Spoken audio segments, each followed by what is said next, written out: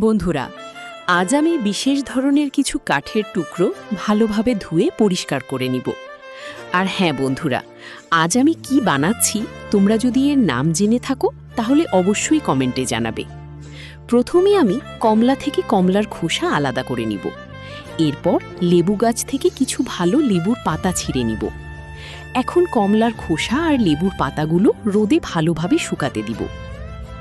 সব কিছু ভালোভাবে শুকিয়ে গেলে প্রথমে লেবুর পাতাগুলো সুন্দর করে গুঁড়ো করে নিব।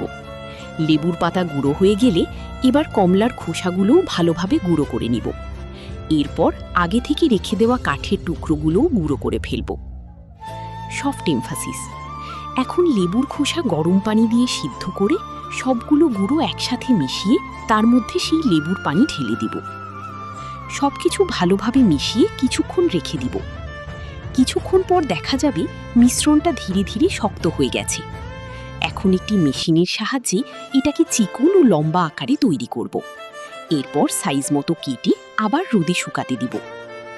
সবশেষে এগুলোকে ভালোভাবে প্যাকেটিং করে নিব।